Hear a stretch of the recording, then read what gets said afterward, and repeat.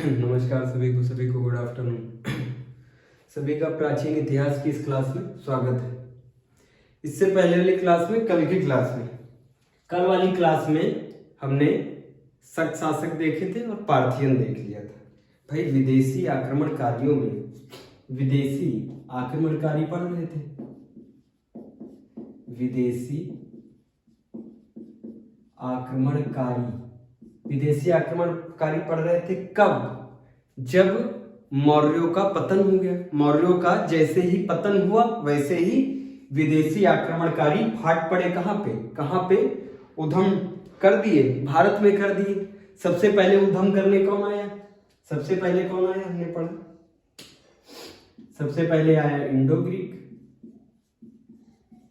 Greek.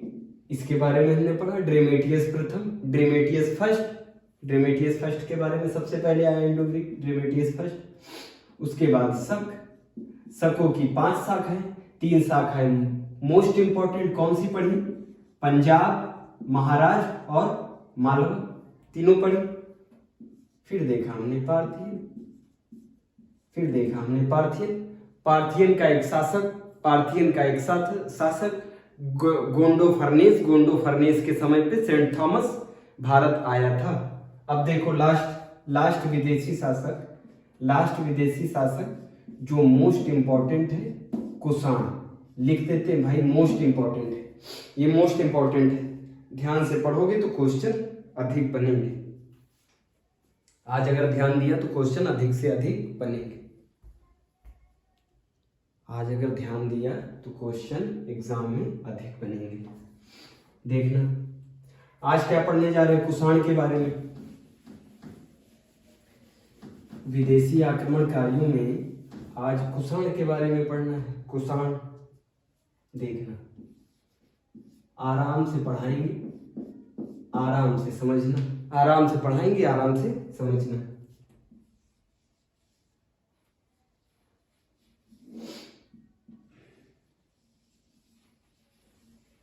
जल्दबाजी में अगर मैथ थोड़ा गड़बड़ हो जाए तो गाली मत देना। देखो ये भारत, ठीक उस समय कुछ ऐसे था, मौर्यों के समय पे कुछ ऐसे था। यहां पे देसी राजवंश हमने देखा किसको? शुंग, कर्ण,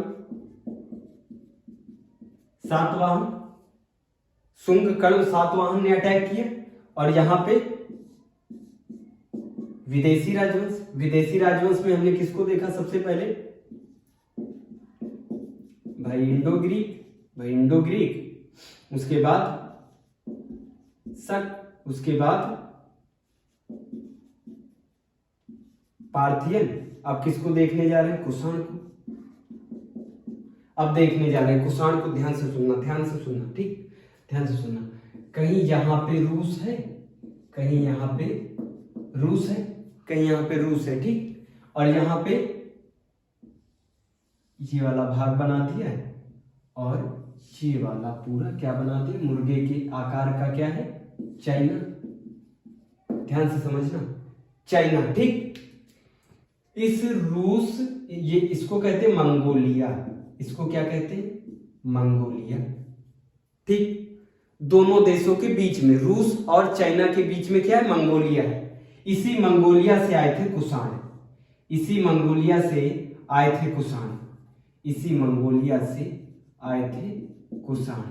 ये एक जनजाति थी जो आए थे। यह एक जनजाति थी।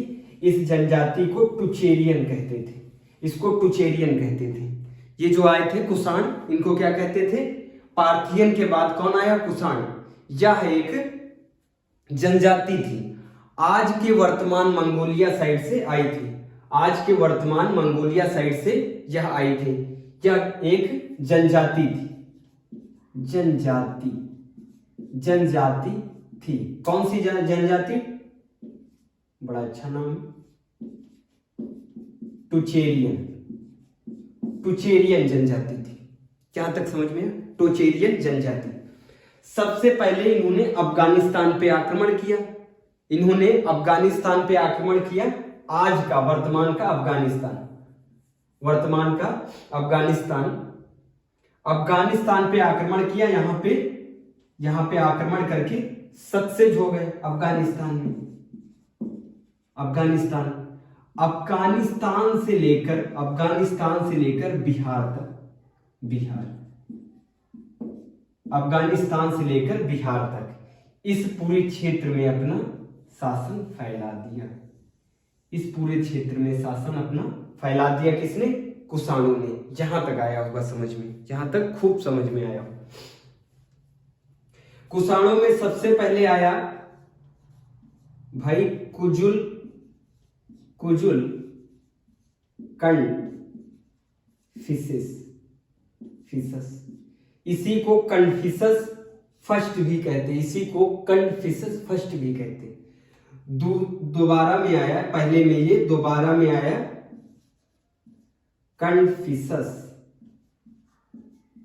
कन्फिशस द्वितीय। देखना, ध्यान से समझना। कुजुल कन्फिशस कुषाणों का संस्थापक। देखना, एक तो संस्थापक और जो खूब बढ़िया काम करे, उसी वंश में, उसको कहते हैं वास्तविक संस्थापक। देखना, पहले तो कुजुल कन्फिशस क्या हो गए? संस्थापक, और इसने खूब अच्छा काम किया, कुषाणों में खूब अच्छा काम किया, तो इसको कहते हैं वास्तविक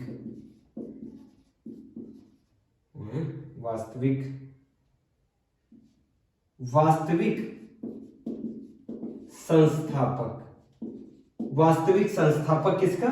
कुषाणों का।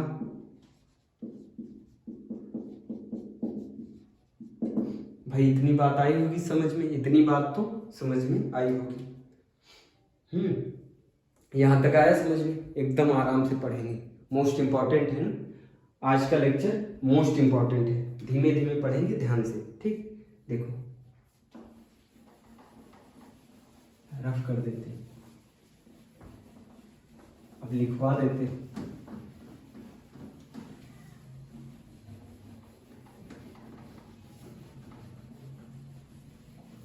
अब लिखवा देते थे, क्या भाई लिखवाना है? किसके बारे में पढ़ रहे? कुषाण के बारे में। किसके बारे में पढ़ रहे?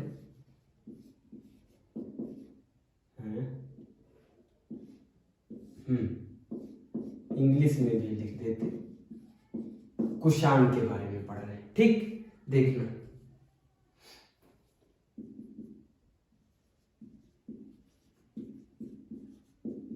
यह वर्तमान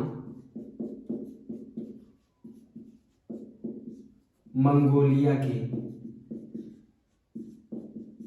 क्षेत्र से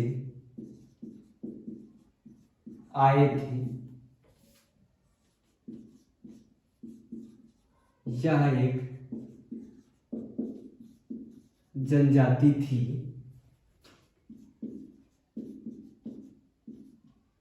जिसे हम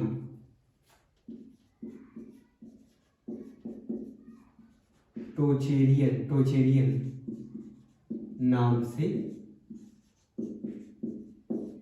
जानते हैं, ठीक। यहां तक आया समझ? कुषाणों में सबसे पहले भारत आया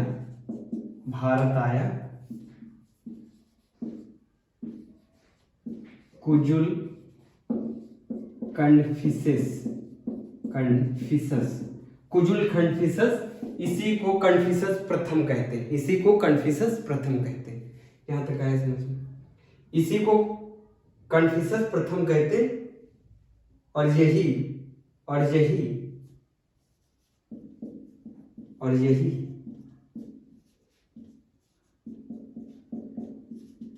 कुषाणों का संस्थापक माना जाता है, ठीक। पर इतना है समझ में? दूसरा देखो, दूसरा कौन आया?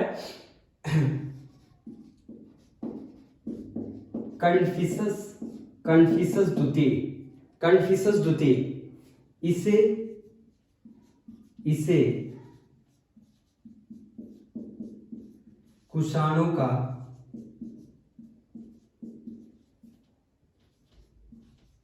वास्तविक संस्थापक कहा जाता है।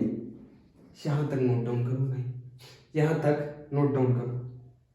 कन्फ्यूशियस द्वितीय को वास्तविक संस्थापक कहा जाता है। जब यह भारत आए, भारत में आने के बाद इन्होंने शैव धर्म को, शैव धर्म मतलब शिव भगवान को, भगवान शिव के अनुयायी बने।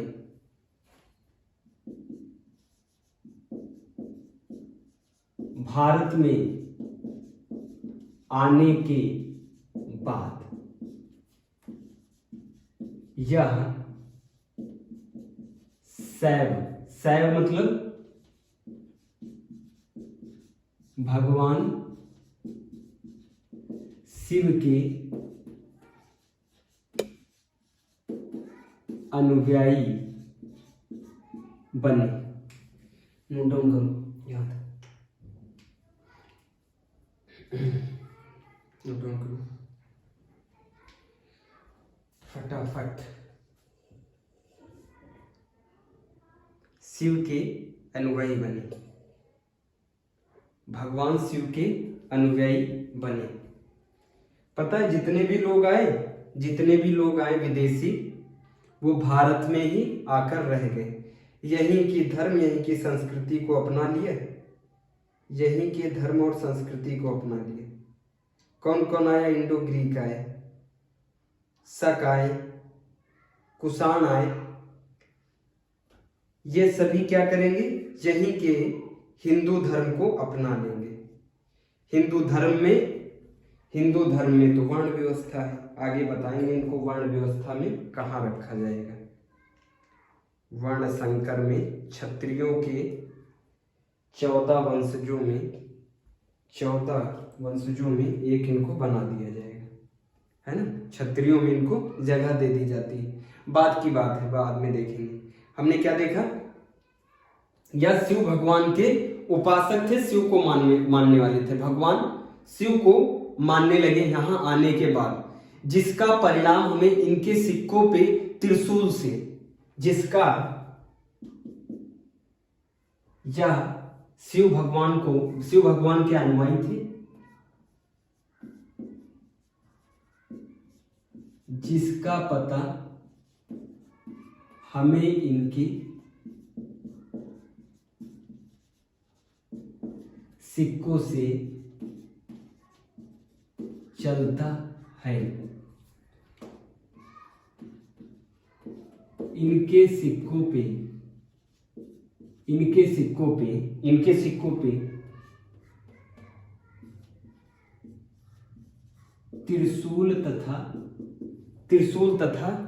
त्रिशूल का अंकन है और नदी का अंकन है। इनके सिक्कों पे त्रिशूल तथा नदी का अंकन है। त्रिशूल तथा नदी का अंकन है, इससे हमें पता चलता है कि भगवान शिव के उपासक थे। कौन? कुषाण भगवान शिव के उपासक थे। लेकिन आगे इनके वंशज कनिष्क ने बौद्ध धर्म को अपनाया था। इन्हीं के वंशज कनिष्क ने बौद्ध धर्म को अपनाया था। यहां तक बात क्लियर है। अब देखो कनिष्क के बारे में। कनिष्क सबसे प्रतापी रूलर था इनका, कुषाणों का सबसे प्रतापी रूलर।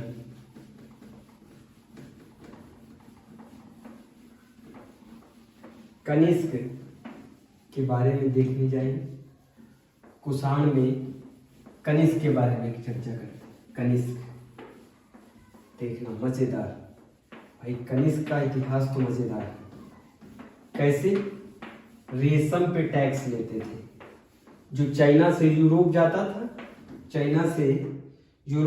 था, रेशम उस समय चाइना का रेशम और भारत का कॉटन पूरी दुनिया में मशहूर था। जो चाइना से रेशम यूरोप जाता था, उस मार्ग पे टैक्स लेते थे। कौन? कनिष्क। अब कनिष्क के बारे में पढ़ने जा रहे हैं।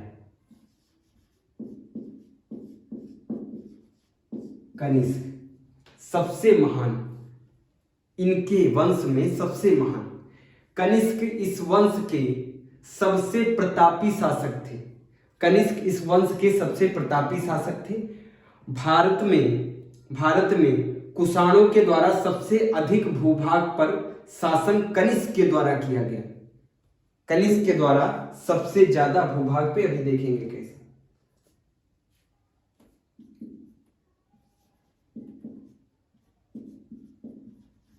कनिष्क कुषाणों के सबसे प्रतापी शासक थे।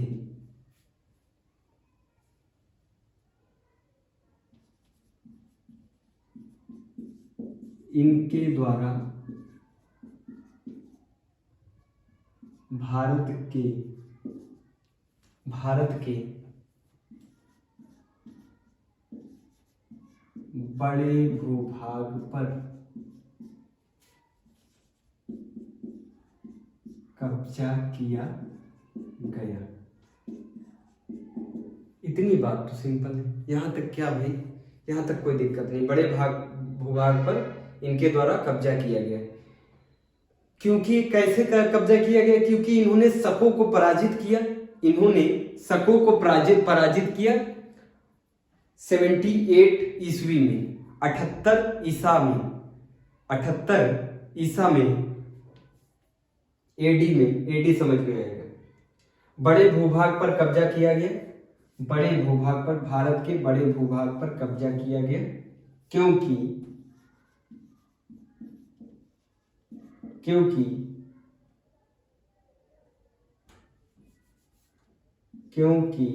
इन्होंने, किसने?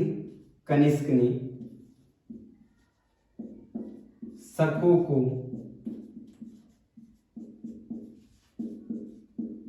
पराजित किया। अब तो आपको समझ में आ गया होगा। शकों की 5 शाखाएं, जिसमें महत्वपूर्ण हमने 3 पढ़ी थी, पंजाब, महाराष्ट्र, मालवा। अब सोचो इतने बड़े क्षेत्रों पे कनिष्क का अधिपत्य हो जाएगा। कनिष्क शकों को पराजित कर देगा।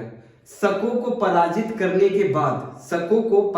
करने के बाद कनिष्क ने 78 एडी में शक संवत की शुरुआत की।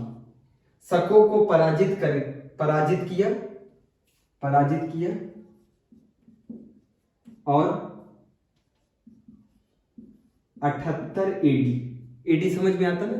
जीसस के जन्म के 78 साल बाद, जब जीसस 78 वर्ष के हो गए थे, जब जीसस की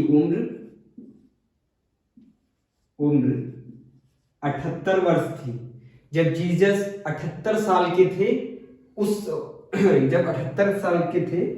उस समय 78 एडी में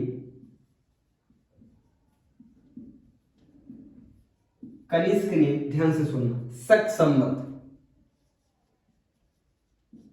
उन्हीं के नाम पे शक संवत क्या होता है, ध्यान से समझना है। आज भी हम लोग शक संवत, हिंदू धर्म में क्या चलता है? शक संवत, जो कैलेंडर होता है, कैलेंडर देखो, ये जो कैलेंडर में डेट होती है, ये धर्म के हिसाब से गिनी जाती है। देखना कैसे। मुस्लिम में हिजरी संवत का कैलेंडर। मुस्लिम लोग कहते नहीं, हमारे हिसाब से, हमारी डेट के हिसाब से ये होगा, ठीक। मुस्लिमों के, अब देखना, हिंदू क्या संवत मानते हैं? विक्रम संवत और शक संवत।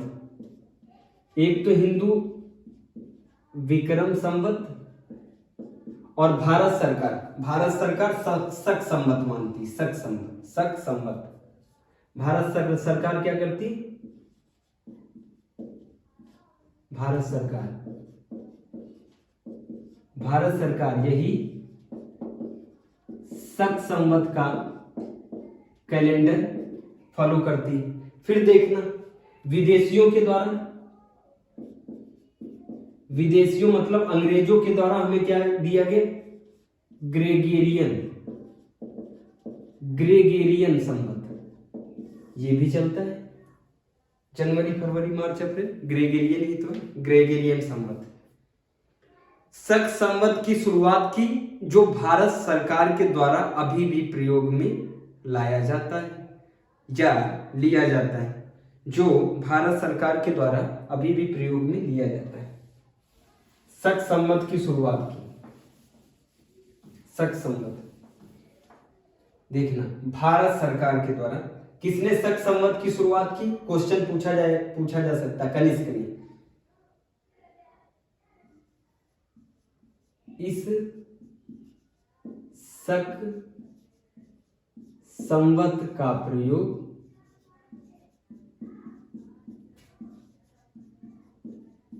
भारत सरकार के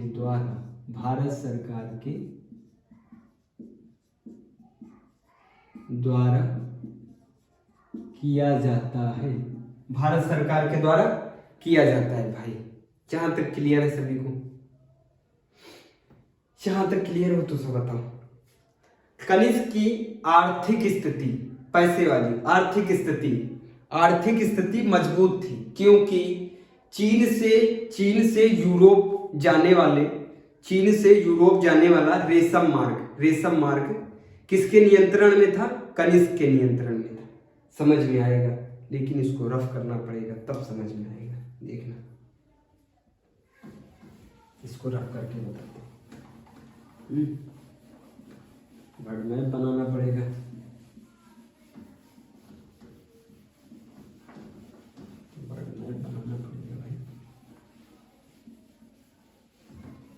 वर्ड मैप बना दे। देखना, छोटा सा बनाएंगे, समझना ही तो है।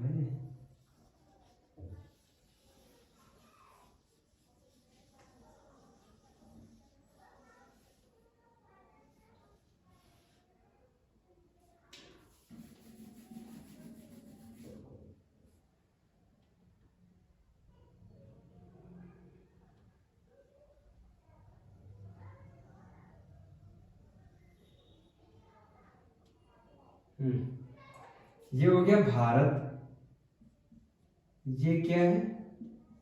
इंडिया है, ठीक।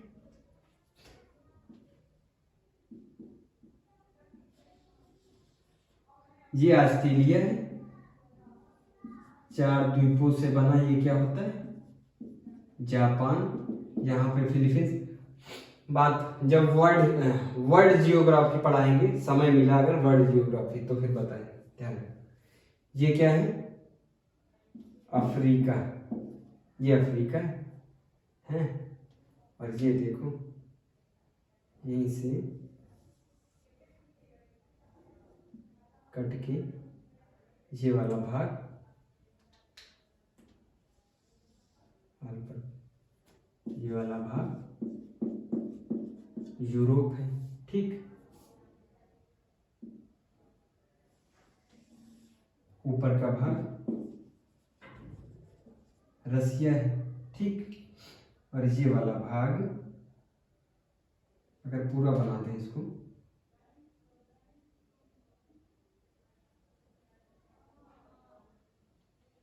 देख, ये वाला भाग क्या होगा? चाइना का।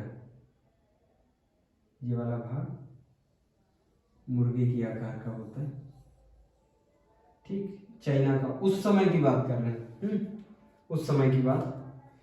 यहां चीन अपने रेशम उत्पादन के लिए सबसे प्रसिद्ध था। चीन अपने रेशम उत्पादन के लिए सबसे प्रसिद्ध था। ये चीन यूरोप को क्या भेजता था? रेशम भेजता था। और ये इसकी रास्ता थी ऐसे जाने की।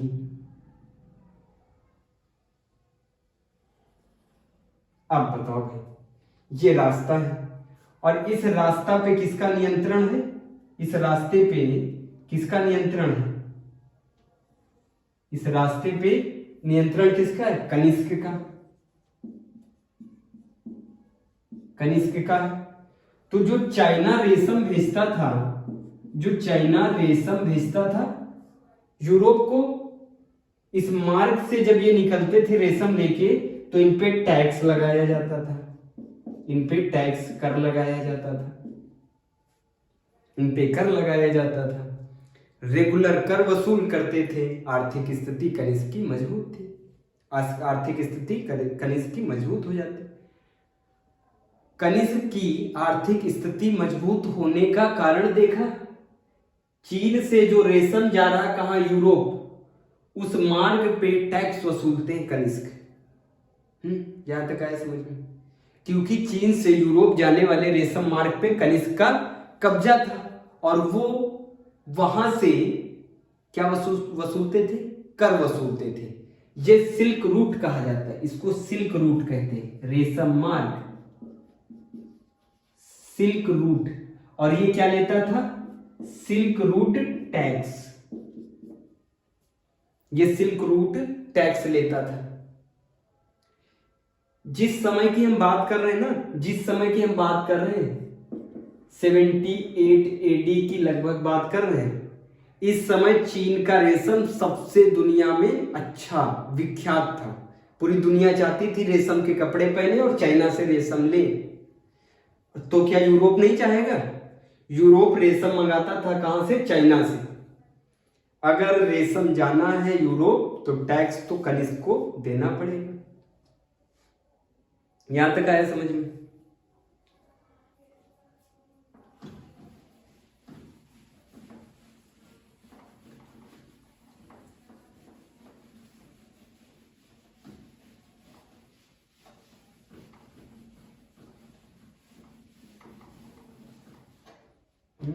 देखो लिखा देते हैं।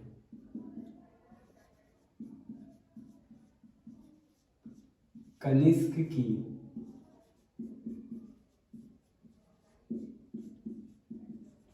आर्थिक स्थिति मजबूत थी, मजबूत थी। कैसे? क्योंकि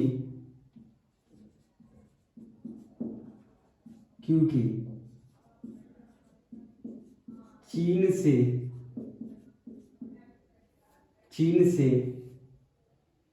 से यूरोप, चीन से यूरोप जाने वाले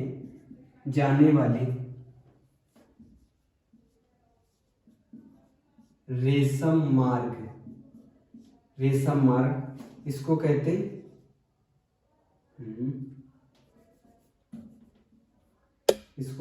सिल्क रूट। रेशम मार्ग पे टैक्स वसूलता था कौन? कनिष्क। इसलिए कनिष्क की आर्थिक स्थिति बहुत मजबूत थी। कनिष्क के समय ही गांधार कला और मथुरा कला का विकास हुआ। गांधार कला और मथुरा कला का विकास हुआ।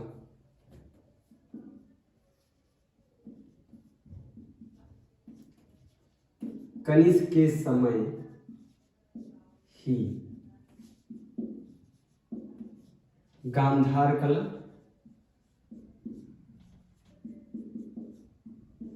और मथुरा कला का विकास हुआ। गांधार कला और मथुरा कला का विकास हुआ। गांधार कला और मथुरा कला एक डिटेल टॉपिक है। गांधार कला, मथुरा कला एक डिटेल टॉपिक है आर्ट एंड कल्चर का। वो आर्ट एंड कल्चर में पढ़ा जाए तभी ज्यादा अच्छा है। देखना, फिलहाल बता देते हैं। गांधार कला देखना, किसी को हमको बनाना है,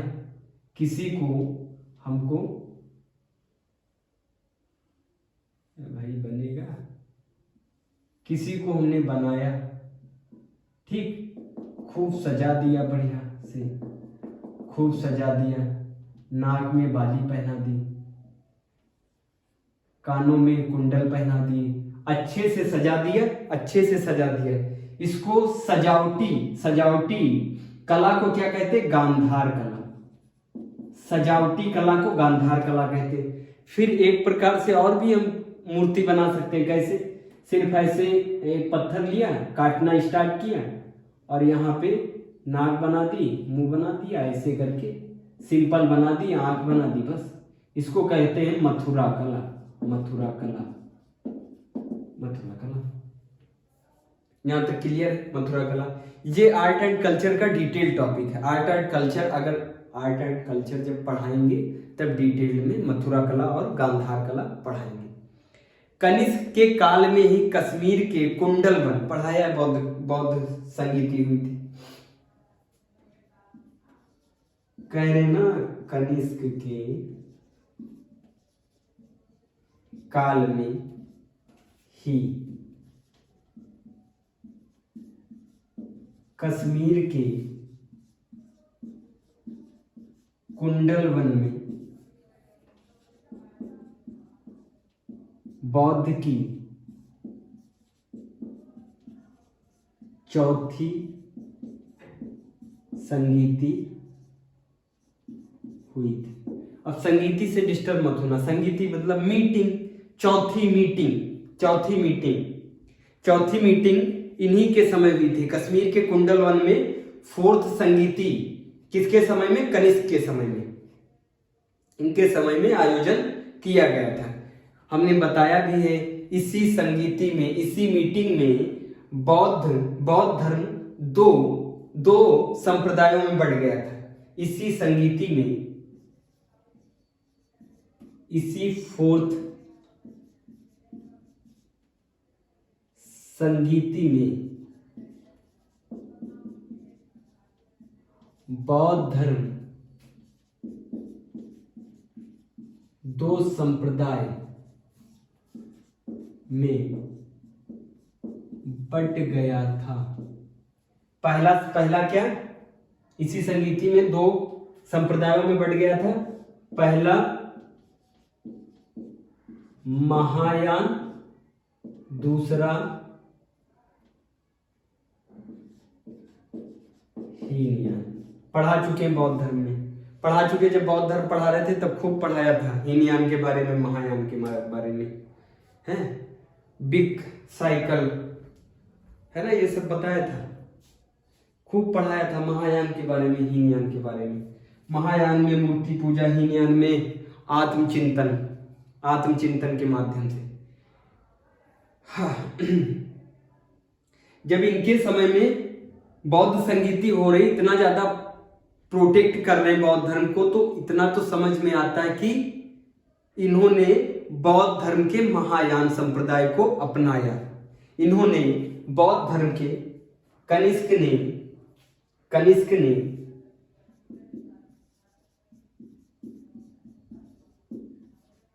ने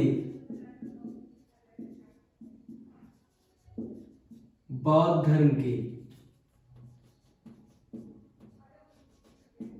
महायान संप्रदाय को अपनाया है।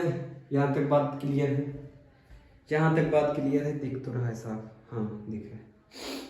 कनिष्क ने बौद्ध धर्म के महायान संप्रदाय को अपनाया। कनिष्क ने बौद्ध धर्म के महायान संप्रदाय को अपनाया, उसका अनुयायी बना। कनिष्क ने पुरुषपुरा आज का पेशावर, पुरुषपुरा को अपनी राजधानी बनाई। कनिष्क ने पुरुषपुरा को अपनी राजधानी बनाई। रफ करके लिख दे, नीचे का थोड़ा रफ कर दे, लिख दे, लिखिएगा।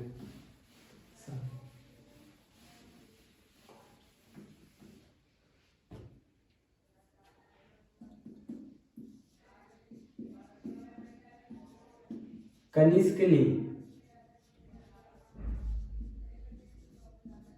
पुरुषपुरा आज का पेशावर, पुरुषपुरा को एग्जाम में पूछा जाता, पुरुषपुरा को अपनी राजधानी अपनी राजधानी कैपिटल बनाई। कनिष्क ने महायान संप्रदाय को ज्वाइन किया, बौद्ध के महायान संप्रदाय को ज्वाइन किया। कनिष्क ने पुरुषपुरा को अपनी राजधानी बनाई। सबसे इंपॉर्टेंट बात अब बताने जा रहे हैं, सबसे इंपॉर्टेंट बात तो अब बताने जा रहे हैं। क्या?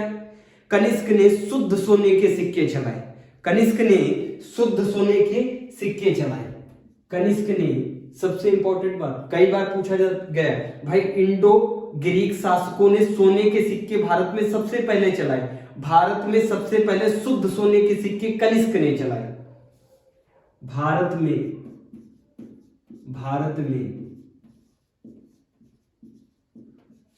शुद्ध सोने के सिक्के कनिष्क ने चलाए।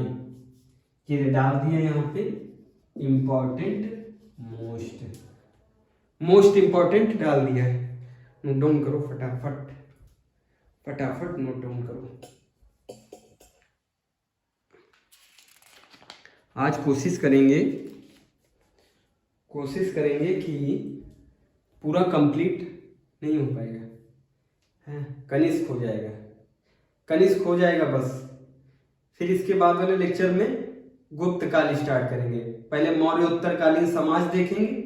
मौर्योत्तरकालीन का मतलब सबका निचोड़, जितने भी मौर्य के बाद आए, भाई वो देसी राजवंश हो या विदेशी राजवंश, सबको एक साथ करके देखेंगे। मौर्योत्तरकालीन समाज, मौर्योत्तरकालीन में महिलाओं की स्थिति में गिरावट, ये सब देखेंगे नेक्स्ट वाले में। आज समय हो जाएगा कनिष्क, ये स्पेशल लेक्चर कनिष्क का ही हो गया, पूरा कनिष्क का, जबरदस्त।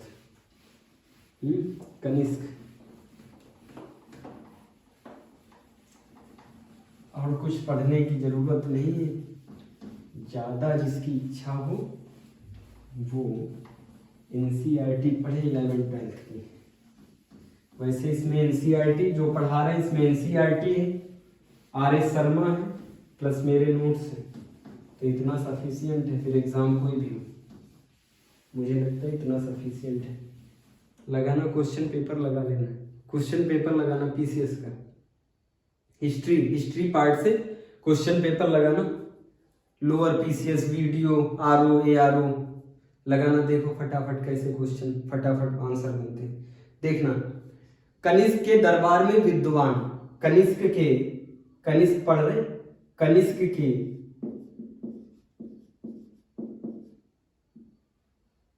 दरबार में विद्वान, इंटेलिजेंट पर्सन इन कनिष्कोट, कनिष्क के दरबार में विद्वान लोग, पहले पार्सो, दूसरे चरक, तीसरे नागार्जुन, फिर चौथे हैं वसुमित्र, फिर अश्वघोष।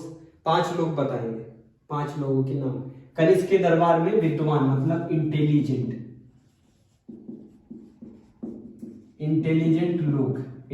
लोग में 5 लोग बताएंगे, ज्यादा नहीं, 5 लोगों को बताएंगे।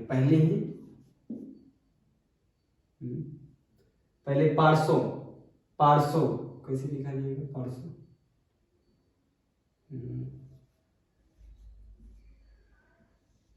पार्सो। दूसरे चरक, तीसरे नागार्जुन, वासुदेव। देखो, दूसरे चरक, तीसरे नागा अर्जुन, चौथे गलत हो जाता बार बार, तीसरे नागार्जुन, वसुमित्र कहते हैं, वासुदेव नहीं, वसुमित्र। वासुदेव तो इनके आखिरी अंतिम शासक होंगे।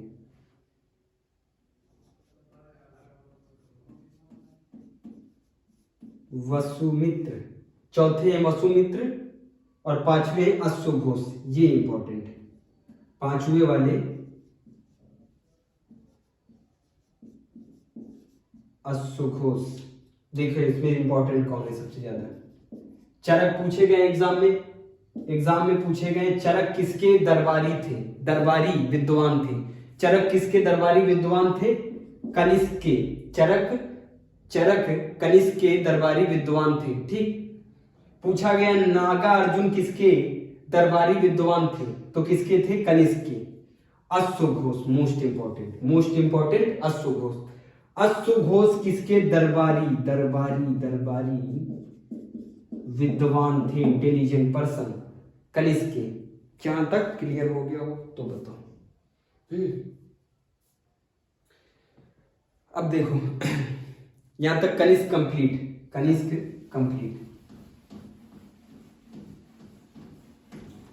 कंप्लीट हो गई।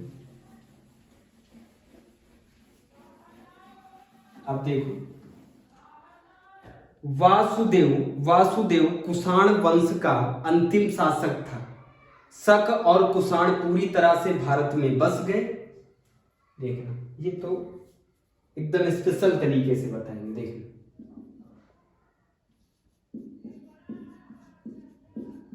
वासुदेव कुषाणों के अंतिम शासक थे। वासुदेव कुषाणों के अंतिम शासक थे। दिमाग लगाना। देखना जब ये आए थे तो जो आया था सबसे पहले उसका क्या नाम था? कुजुल कंडफिसेस। भारतीय नाम लगता है? नहीं लगता है। दूसरा कंडफिसेस द्वितीय भारतीय नाम लगता है? नहीं लगता। लेकिन तीसरा वाला लगता है कनिष्क। इसका मतलब ये भारत के धर्म और संस्कृति को अपनाने लगे। अब यहां पे लिखते हैं जितने भी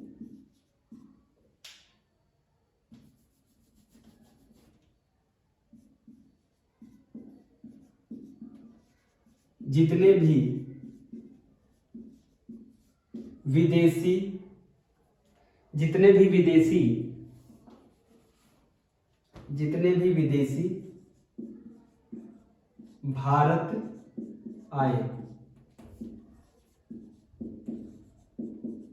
वह भारत के ही हो गए। ऐसा ही हमारा महान भारत है ही हमारा महान भारत। जितने भी विदेशी भारत में आए वो भारत में ही बस गए। लेकिन सबसे बड़ी दिक्कत क्या है? ये भारत में तो बस गए लेकिन भारत में क्या चलता है? वर्ण व्यवस्था।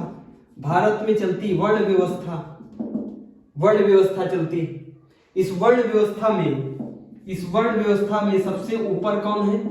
ब्राह्मण, दूसरे नंबर पे क्षत्रिय, तीसरे नंबर पे वैश्य, चौथे नंबर पे शूद्र। बात तो यही फंसी। देखो ना, बात तो यही फंसी कि इंडो ग्रीक आए तो उन्होंने भी जीत हासिल की। इंडो ग्रीक आए, उन्होंने भी जीता, उन्होंने भी युद्ध किया और जीता। शक आए, उन्होंने भी युद्ध किया और जीता। फिर पार्थियन आए, युद्ध किया और जीता। और कुषाण आए, इन्होंने भी युद्ध किया और जीता। युद्ध करना और जीतना किसके रैंक में आता है? क्षत्रिय में तो आता है। क्षत्रिय ने कहा हम इनको क्षत्रिय में आने नहीं देंगे। ब्राह्मण ने कहा हम इनको अपने वर्ण में आने नहीं देंगे। वैश्य में ये जाएंगे नहीं, शूद्र में ये जा नहीं सकते। तब फिर संशोधन हुआ। इनको वर्ण संकर में डाला गया। वर्ण संकर में डाला गया। इनका भारतीयकरण किया गया। वर्ण संकर में डाला गया। और ये वर्ण संकर किसका वो बन गया? एक भाग बन गया क्षत्रियों का। तो इन्होंने यह क्षत्रियों में शामिल हो गए क्योंकि ये इन्होंने युद्ध लड़के जीते। तो ये क्षत्रियों में क्या हो गए? शामिल हुए। इसीलिए जो जितने भी क्षत्रिय हैं सब ओरिजिनल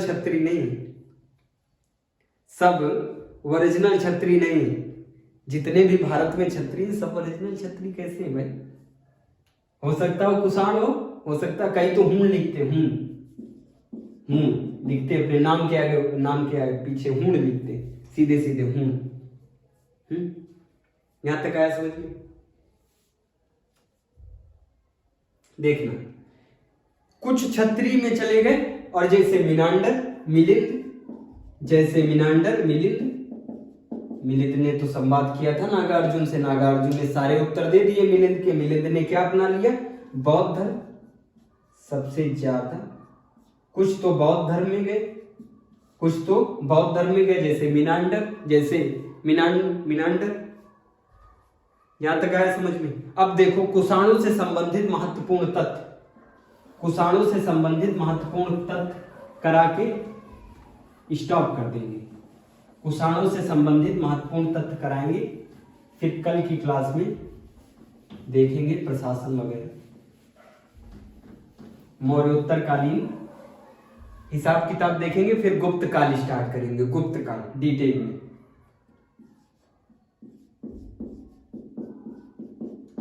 कुषाणों से संबंधित महत्वपूर्ण तथ्य, important fact in Kushan age, important fact in Kushan age. कुषाणों के द्वारा ही पतलून पहनने की शुरुआत की गई। कुषाणों के द्वारा ही पतलून पहनने की शुरुआत। पूछा जाएगा एग्जाम में, भारत में पतलून पहनने का प्रारंभ कौन लाया?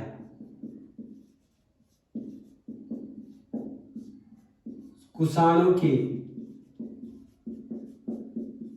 द्वारा ही पतलून है, पतलून पतलून पतलून पतलून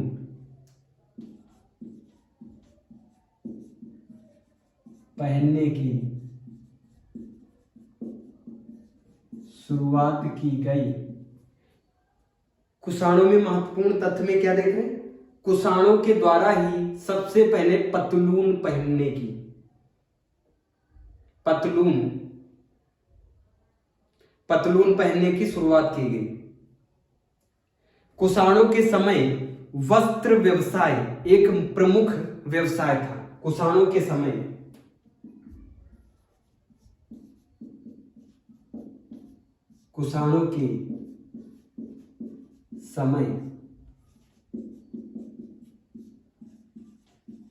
वस्त्र व्यवसाय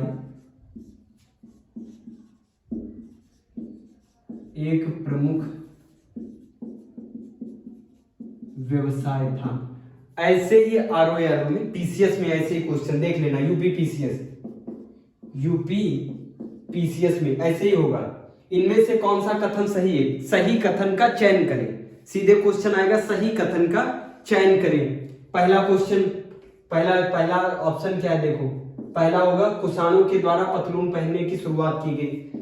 दूसरा होगा कुषाणों के समय वस्त्र व्यवसाय प्रमुख व्यवसाय था। कुषाणों ने देवत्व सिद्धांत को अपनाया। देवत्व सिद्धांत मतलब ये जो राजा हैं, जो हम हैं राजा, ये ईश्वर की देन है। कुषाणों ने